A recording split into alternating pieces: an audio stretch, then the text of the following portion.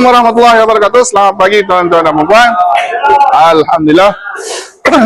Yang dihormati, disayangi dan dimuliakan gadis-gadis. Yang dihormati juga Tuan Haji Halim. Okey, Afiq sana. Okey, bismillah, terima kasih banyak. Hari ini alhamdulillah berapa bulan ni? 18